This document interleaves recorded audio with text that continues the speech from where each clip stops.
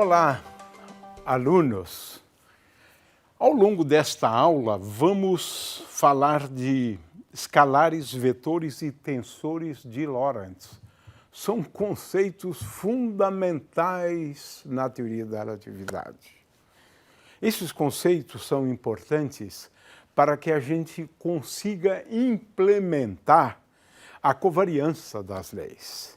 Esse é um aspecto que não é muito bem entendido muitas vezes, né? Mas o fato é que a gente precisa classificar as grandezas físicas em escalares, em tensores, de uma maneira geral, vetores, mas agora vetores, tensores, escalares de Lorentz. É diferente. Vamos então começar, né, falando de rotações, né? E o que são escalares, vetores e tensores? Até agora, na realidade, nós apresentamos uma definição dessas grandezas muito pobres, né? Agora vamos definir melhor, porque não é qualquer conjunto, né, de coordenadas agrupadas em qualquer ordem que poderíamos chamar de vetores. Esse é um aspecto que Einstein, no seu livreto The Meaning of Relativity, ele procura falar sobre esse tema. Então, isso aqui é a introdução do livro de Einstein. Essas duas primeiras considerações, né, que faremos, né? Finalmente, a questão das transformações de Lorentz vistas como rotações, né, no espaço-tempo, né? Finalmente, vetores, né, e dois tipos de componentes de vetores, contravariantes e covariantes, né? Finalmente, escalares, vetores e tensores de Lorentz. Então, vamos começar com grandezas escalares, né? A massa, por exemplo, é uma grandeza escalar, aliás, uma grandeza escalar de Lorentz e uma grandeza escalar também do ponto de vista de rotações, né? Muito bem. A temperatura, né, e assim por diante. Grandezas físicas, né, tais que, num referencial ou no outro, elas adquirem o mesmo valor, não mudam de um referencial para o outro.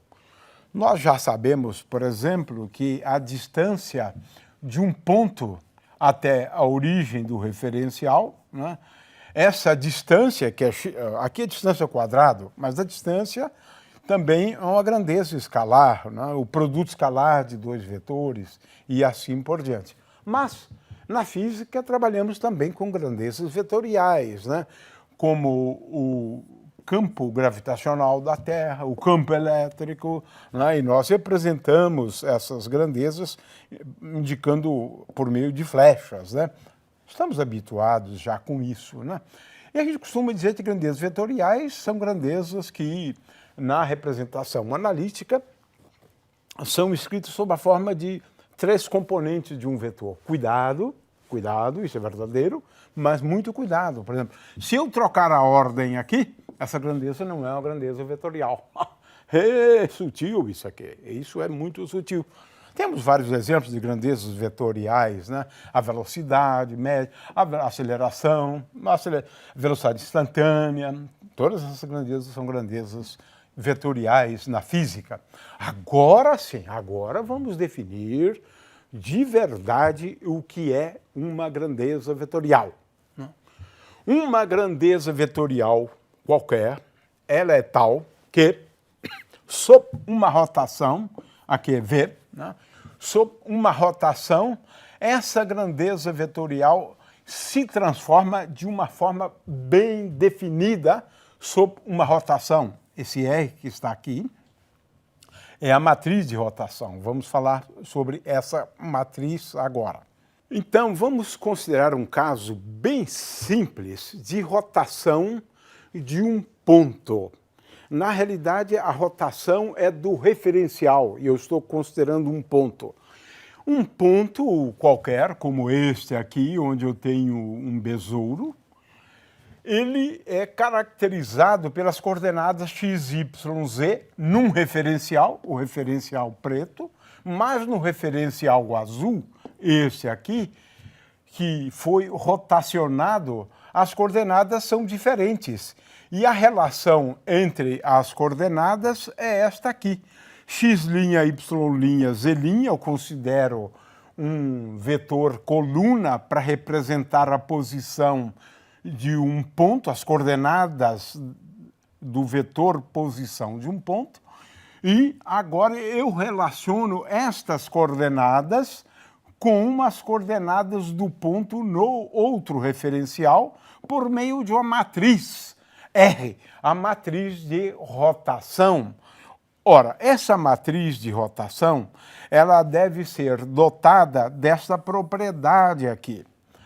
Ou seja, se eu considerar a matriz tal que eu troque as linhas pelas colunas, né, é a matriz transposta da matriz R, né, ela é tal que a matriz transposta é igual à matriz inversa da rotação. Essa é uma propriedade fundamental das rotações, de forma que numa rotação, por exemplo, em torno de um eixo, ou um vetor R, né, R, num referencial, se escreve como x, y, z, suas coordenadas, e no outro, x', y', z'. Mas uma rotação não deve alterar o módulo do vetor, não deve alterar, porque eu apenas fiz uma rotação do referencial. Né? Portanto, essa propriedade tem que ser verificada. Ora, a rotação em torno de um eixo, ela é tal que a matriz de rotação, se a rotação se der em torno do eixo Z, tem essa expressão bastante simples, em função do ângulo de rotação, em função do ângulo de rotação do referencial. Muitas vezes a gente emprega também para a rotação do ponto, é diferente, mas de qualquer maneira a matriz é a mesma, De forma que R', veja, é igual à matriz de rotação R, o que significa, basicamente, o produto dessa matriz, né, por um vetor coluna, gerando um novo vetor coluna. Eu posso considerar tanto a rotação como a rotação inversa, que nesse caso é igual a RZ de menos θ. Né? RZ de menos θ é a rotação inversa. Né? Nós, quando trabalhamos com os corpos rígidos, né, nós introduzimos o conceito de ângulos de Euler. Né? Uma rotação a mais geral possível de um corpo rígido, por exemplo, né, ela é dada em termos de ângulos de Euler. O que significam esses ângulos de Euler? Né? Ora, aqui nós temos um conjunto de 3 eixos. Eu vou fazer agora a rotação em torno, rotações sempre em torno de uma origem comum, porque eu estou estudando só, por exemplo, no caso do corpo rígido, só o movimento de rotação e não o movimento de translação. Então, essa origem ela permanece sempre a mesma. Né? A ideia dos ângulos de Euler é fazer uma rotação em torno do eixo Z, por meio de um ângulo φ, seguida de uma rotação em torno desse eixo aqui, né, que é a linha nodal ou o eixo nodal, por um ângulo θ e, finalmente, em torno desse eixo Z', uma rotação por um ângulo ψ. Né? Vamos apresentar daqui a pouco uma animação para a gente entender isso, mas o fato é que a matriz de rotação em termos de ângulos de Euler é um produto de matrizes de rotação. Uma rotação em torno do eixo Z, primeiro, depois uma rotação em torno do eixo X, né, a segunda rotação, e finalmente a terceira rotação em torno do eixo Z. De forma que a matriz de rotação ela é um produto de matrizes de rotação em torno de eixos, né? Então, vamos ver aqui como é que essa coisa se dá, né? Então vamos observar essa animação. Tem uma rotação em torno do eixo Z por um ângulo φ. Agora essa linha verde é a linha nodal, eu faço uma rotação em torno dela de um ângulo θ. E finalmente, em torno de Z' eu faço uma rotação por um ângulo ψ. Então temos aqui um ângulo φ, rotação em torno da linha verde por um ângulo θ e, finalmente, em torno de Z', uma rotação de um ângulo ψ. Portanto, podemos definir vetores a partir de rotações. Uma rotação é tal que ela mantém o módulo de um vetor igual, como, por exemplo, a distância de um ponto até a origem é inalterada por uma rotação. Os ângulos entre dois vetores também permanecem inalterados, né? O fato é que rotações são implementadas por matrizes de tal forma a que a matriz transposta é a inversa da matriz R. É essa propriedade aqui. São matrizes ditas ortogonais, né? E com o determinante igual a 1. Defini, então, o que é uma matriz de rotação e falamos da matriz envolvendo um conjunto de 3 rotações fazendo uso de ângulos de Euler. O que são grandezas escalares agora? De uma maneira geral, são grandezas que são invariantes sob rotações, ou quando se faz uma medida daquela grandeza, não importa a orientação dos eixos. Portanto, a massa é uma escalar. Definimos uma grandeza vetorial, uma grandeza que se transforma exatamente como as coordenadas. É isto. V' transformada, a iésima componente, é igual a RIJ. Lembre-se que sempre que temos 2 índices iguais, nós efetuamos a soma. É uma notação que é muito utilizada na teoria da relatividade. 2 índices iguais, devemos somar esses índices iguais, né? Então, definimos grandezas vetoriais como as grandezas que se transformam sob uma rotação da mesma forma que as coordenadas. E as grandezas tensoriais? Uma grandeza tensorial de posto 2, nós utilizamos duas matrizes. Se for uma grandeza tensorial de posto M, aqui nós colocamos M matrizes. Atentem para o detalhe dos índices, né? Esse índice aqui, ele é somado, esse N com esse índice N aqui. É preciso uma certa cuidado em relação a isso, né? Essas grandezas são muito importantes, né, na teoria da relatividade, como a gente vai ver depois, né?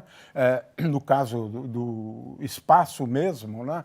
E também no caso do estudo de tensões em sólidos, por exemplo, né? Muito bem, então nós definimos essas grandezas, né, tensoriais de uma forma geral, né, e classificamos assim essas grandezas tensoriais, né? Agora, o que significa equivalência de referenciais que experimentaram uma rotação? É simples. Quando eu tenho uma lei física qualquer, de um lado eu tenho um tensor de posto M, do outro lado eu tenho que ter um tensor de posto M. É isto. Isso assegura a covariância do ponto de vista de rotações. Por exemplo, a lei de Newton. Em coordenadas, Fi igual a M vezes AI. Mas aqui eu estou falando das coordenadas, ou melhor, das componentes da força e da aceleração. Num outro referencial, ela se escreve assim. Apesar de F'I ser diferente de Fi, veja que a forma da equação é a mesma. Essa é a ideia da covariância. a forma da equação. Portanto, quando a gente escreve uma equação na física, todos os termos têm que ter o mesmo índice tensorial. Se eu tenho vetor, vetor, vetor, do outro lado, vetor, todos os termos têm que ser vetores. Isso assegura a covariância das leis físicas sobre rotações. Muito bem, agora vamos estender esse conceito. É simples estender esses conceitos. Já posso explicar do que se trata, não é? Ao invés de uma matriz de rotação, a gente agora vai utilizar uma matriz que representa uma transformação de Lorentz. É isso, transformação de Lorentz. A gente agora considera vetores sob transformações de Lorentz, tensores sob transformações de Lorentz, escalares sob transformações de Lorentz. É isso. Agora, ao invés de uma rotação, né? É isso que a gente estudou antes, uma rotação do referencial. Né? Não, agora nós não estamos considerando isso, na verdade. Né? Não é isso, não. Nós estamos agora considerando um referencial que se move em relação ao outro com velocidade constante.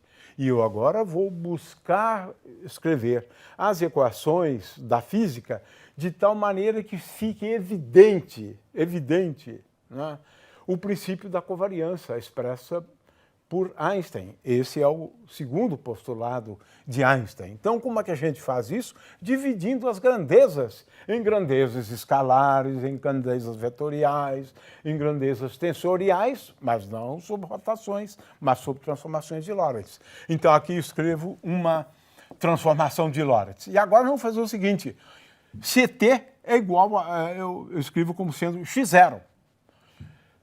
X eu escrevo como x1, y é x2 e z é igual a x3. Notação, prestem atenção, de forma que agora eu tenho x índice μ. μ varia de 0 até 3. μ variando de 0 até 3. Veja só a notação.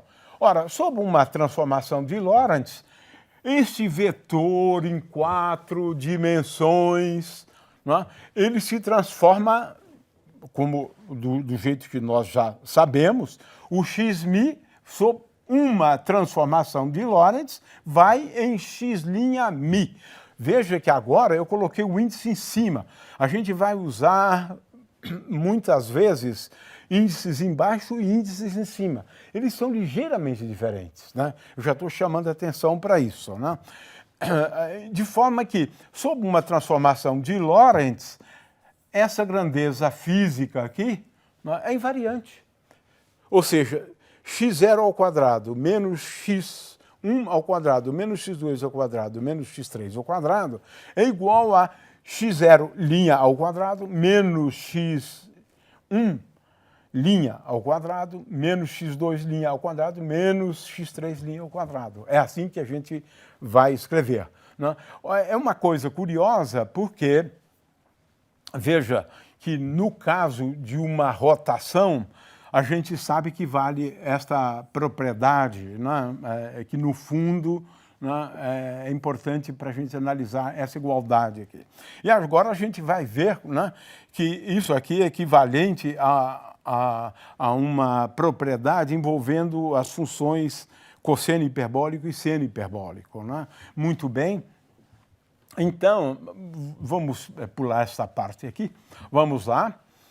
Eu tenho que levar em conta essa questão de coordenadas covariantes e contravariantes. Num caso, eu coloco o índice embaixo. Então, um evento tem coordenadas, o evento 1 tem coordenadas x1'.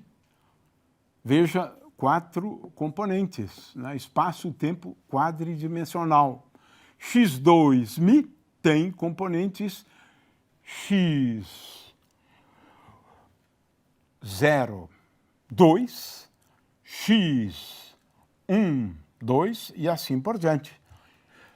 A diferença entre dois quadrivetores é igual à diferença entre dois vetores, ou entre as coordenadas de dois vetores. E agora introduzimos uma notação, né, onde eu agora introduzo um tensor, né, que é o tensor métrico, nesse caso, de um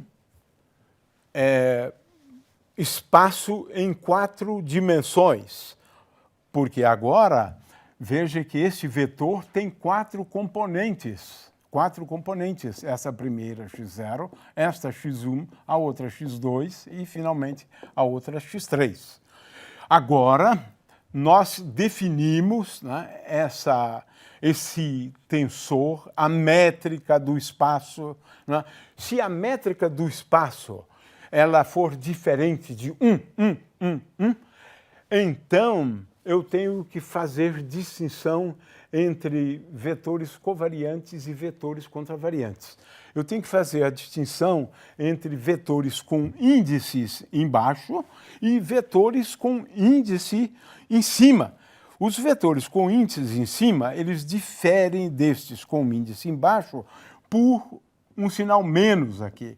Ou seja, lembrando sempre que se eu tenho 2 índices iguais, eu tenho que o índice em cima é igual ao tensor métrico. Veja, agora eu estou contraindo essa componente ni com a componente ni da coordenada. Né?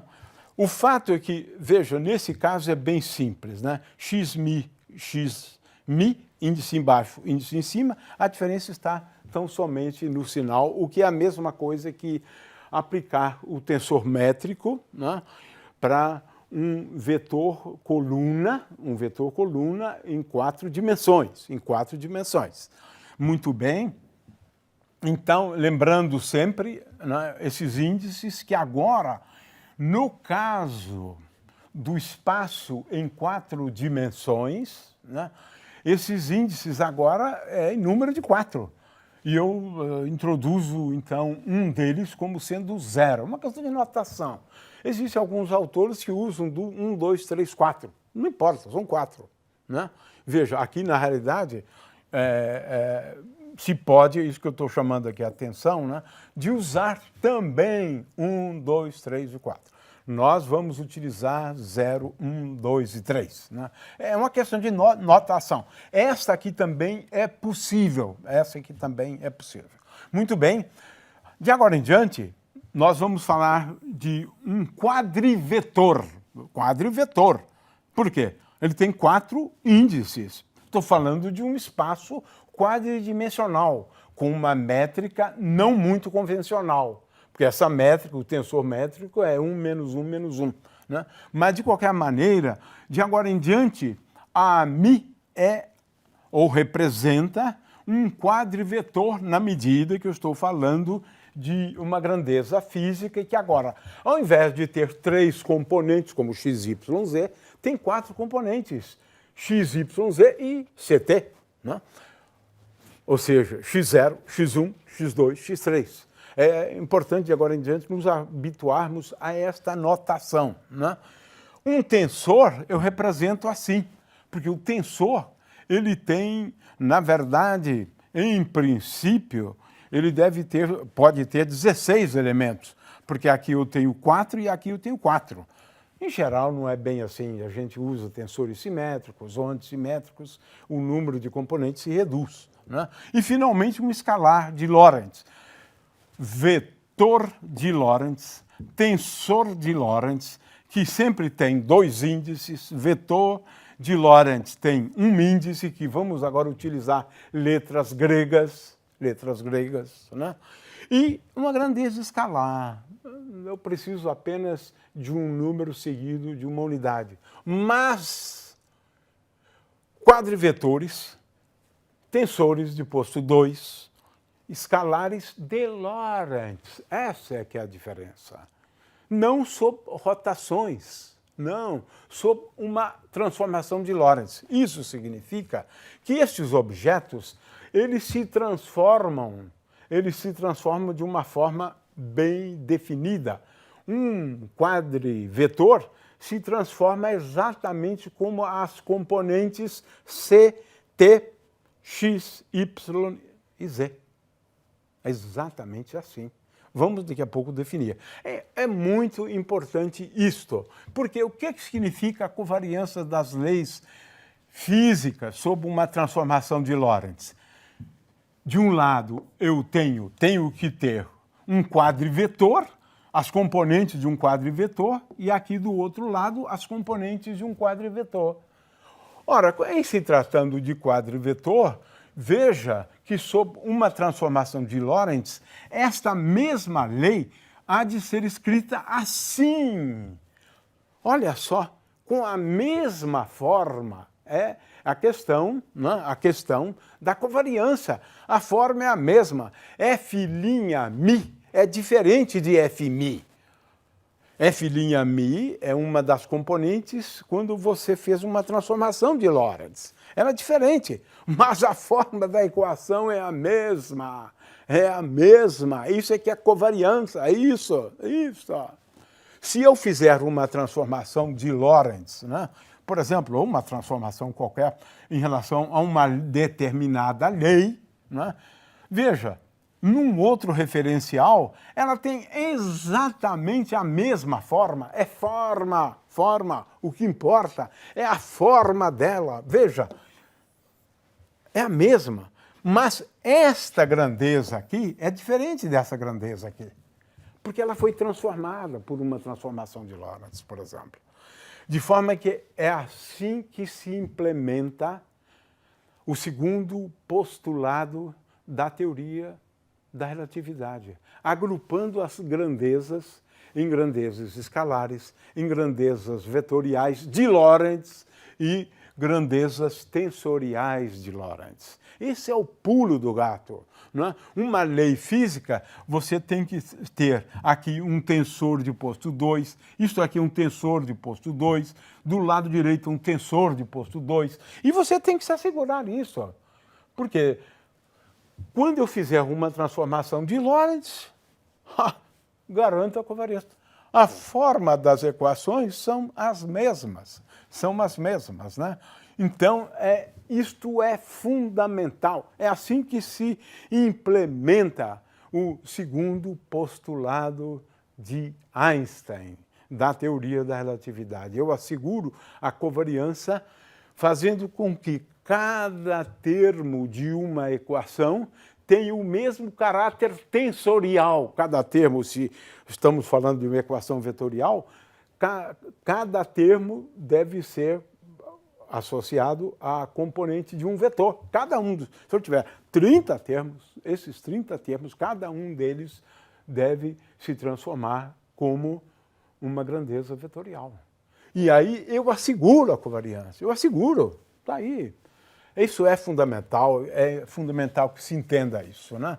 Então vamos lá, escalares de Lorentz, né? Eu posso construir, na verdade, escalares de Lorentz, né? Um nós já conhecemos, né? É o intervalo entre dois eventos, né, infinitesimais, diferindo por um intervalo de tempo infinitesimal, um intervalo de x infinitesimal, um intervalo de y infinitesimal e um intervalo de z infinitesimal, né? ds ao quadrado. Isto aqui é um primeiro escalar fundamental na teoria da relatividade. A gente vai ver isso na próxima aula. ds ao quadrado é um invariante e é fácil verificar isso. Veja, a gente escreve isso de uma maneira bastante rebuscada, mas simples. Olha só como agora eu escrevo esse mesmo ds ao quadrado que está do lado esquerdo. Olha só. Eu escrevo assim, fantástico, em termos de matrizes, né? Do tensor métrico. Veja, na teoria geral da relatividade, isso aqui é simplesmente fundamental, né? O tensor métrico. Nesse caso, como estamos falando de transformações lineares, esse tensor métrico ele é muito simples. Ele é muito simples. Adotamos o tensor métrico como sendo igual a 1, menos 1, menos 1, menos 1 e 0, 0, 0. Né? Todos os termos fora da diagonal. Só tem elementos na diagonal. 1, menos 1, menos 1. Né? Agora, atente para o detalhe. Aqui, dois índices iguais implicam em soma. dois índices iguais como este aqui, ni, implica em soma. Quer dizer, a rigor mesmo é que a gente procura economizar, né? Mas a rigor, o que eu estou querendo dizer aqui é que eu tenho uma soma de mi, né? Mi indo de 0 até 3 e uma soma de ni indo de 0 até 3. Né? É que a gente resolve aqui simplificar a notação. Mas veja, o que está escrito aqui é exatamente o que está escrito aqui. E essa grandeza, ds ao quadrado, né, ela é um invariante, na verdade é um produto escalar na realidade, porque isto aqui também eu posso escrever, olha só que coisa bonita, como sendo dx mi índice em cima, dx mi índice embaixo, é o produto escalar. Então eu poderia escrever isso como sendo dx escalar dx, olha só, em termos de produtos escalares de duas grandezas vetoriais de Lorentz, vetor de Lorentz. Né? São grandezas, né, de 4 componentes, onde as componentes se transformam da mesma forma que o tempo e as coordenadas de um ponto do espaço. Estamos falando de um espaço em 4 dimensões. É interessante que a gente também introduz, né? Aqui eu estou usando, na verdade, C igual a 1, é uma maneira que a gente simplifica enormemente todas as expressões, né? Que é um intervalo de tempo próprio. Né? No caso do intervalo de tempo próprio, na realidade eu considero um referencial onde dx, dy, dz igual a 0, e esse intervalo medido nesse referencial, ele é, na realidade, igual para todos os referenciais. Vetores de Lorentz. Aqui tenho, então, um vetor, né? Eu coloco esse índice embaixo, ele tem componentes A0, A1, A2, A3. Com o índice em cima, ele é A0, menos A1, menos A2, menos A3. O que é um vetor de Lorentz? Um vetor de Lorentz, ele se transforma da mesma forma que as coordenadas dos pontos no espaço-tempo quadridimensional, por meio dessa matriz lambda, que essa matriz é uma transformação de Lorentz. Muito cuidado, isso é um pouco delicado, né? Essa questão de índices embaixo e em cima. Lembre-se que se eu tenho dois índices iguais, isso implica num sinal de soma. Essa questão dos vetores contravariantes e contravariantes, eles se transformam na realidade de forma um pouco diferente, né? Um pouco diferente. Então, um certo cuidado é preciso ser tomado. Né? Veja aqui, por exemplo, eu tenho como definir nas transformações de componentes contravariantes e covariantes, né? Elas se transformam de uma forma um pouco diferente. Eu sinto muito pela complicação, essa coisa de índice embaixo, índice em cima, Gemini, etc. Existe uma forma mais simples de lidar com isso, né? Que é usar a ideia do espaço-tempo, onde você agora introduz uma coordenada que é uma grandeza que é imaginário puro. Então seria ICT. Né? Minkowski fez isto, né? Esse é o espaço de Minkowski. A gente prefere não fazer assim, né? Mas introduz um pouco essa complicação, porque o mesmo Gemini, ele tem índices embaixo e em cima, né? E pode ter os dois índices embaixo, pode ter os dois índices em cima. Né? Muito bem, são dois tipos de tensores com índices embaixo e índices em cima.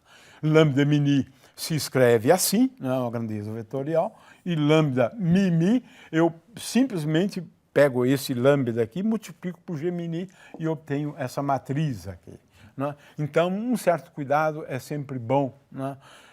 Vetores de Lorentz se transformam de uma forma semelhante às coordenadas do espaço-tempo. É isso que é fundamental. Né? É claro que eu posso também tomar a transformação inversa, que é a transformação inversa, é simplesmente tomando beta por menos beta. Né? Beta é V sobre C e gama é 1 sobre a raiz quadrada de 1 menos beta 2, né? As transformações de Lorentz. Né? As derivadas parciais, né, se pode mostrar que elas também se transformam como componentes de vetores, por conta disso que está aqui. É uma regra de derivação, onde tenho dois índices iguais, aqui está implícito o sinal da soma. Então, veja só que as derivadas parciais, né, se transformam como componentes de grandezas vetoriais, por conta disso que está aqui. Não é difícil realmente verificarmos isto, né, por conta dessa propriedade aqui. Então, veja só a transformação das coordenadas. E agora, introduzo dmi com índice em cima, agora é um pouco diferente, né? É um pouco diferente do caso de xmi, mas assim. E com o índice embaixo, difere apenas o sinal menos aqui, Um certo cuidado tem que ser tomado em relação a isso. Produto escalar de dois vetores. O produto escalar de dois vetores, S escalar A, é igual a S mi G mini ani. Pronto. E essa grandeza aqui, olha, essa grandeza aqui é uma invariante. Então, o produto escalar definido em termos de componentes dessa forma é, de fato, uma escalar. Posso provar que, definido assim, essa grandeza é um invariante de Lorentz. Então, é um escalar de Lorentz. Se eu defino o produto escalar, e esse produto de dois vetores acaba sendo um escalar de Lorentz, por conta da contração entre os dois índices. Eu tenho várias formas de escrever isso, mas isso não é o fundamental aqui, não é? De forma que também posso considerar essa grandeza aqui como sendo uma grandeza escalar, não é? Porque nós já vimos como se transforma as derivadas, as componentes da derivada. Né? A gente vai usar isso aqui algumas vezes. Né? Por exemplo, a conservação da carga elétrica, ela se escreve assim, né? Igual a zero. Agora, essa equação, ela, na verdade, é um escalar de Lorentz. Num outro referencial, essa equação aqui se escreve dmi' j mi' igual a zero, covariância, isso aqui é fundamental, tomando o produto escalar. Né? Posso agora também considerar tensores e posso considerar tensores gerados por produtos de componentes de grandezas vetoriais. Se eu tenho produto de duas grandezas, esse produto aqui, ele transforma com tensor de posto 2. Se eu considerar mais termos aqui, por exemplo, C mi 3, D mi 4, esse aqui é uma grandeza tensorial de posto 4. Esta aqui é uma grandeza tensorial de posto 3. E essa aqui é uma grandeza tensorial de posto 2. Ou seja, tomando componentes, né, produtos de componentes se transformam como grandezas tensoriais de posto 2. Sendo que grandezas tensoriais de um posto arbitrário, né, elas se transformam de acordo com essa regra aqui. Veja, produtos de lambdas. Se lembram das rotações? É a mesma coisa, só que agora, em vez de rotações, nós estamos falando de transformações de Lorentz. Então, o tensor de posto 2, ele se transforma assim, de acordo com, digamos, duas matrizes, cada matriz associada a uma transformação de Lorentz. Né? E isso define, então, tensores de Lorentz. Né? O fato é que a gente pode construir escalares, né? Tomando o traço dessa matriz, por exemplo. Mas acho que não vale muito a pena nós nos aprofundarmos nisso, né? Porque no eletromagnetismo, por exemplo, uma equação é dmi F mini igual a J mi, né?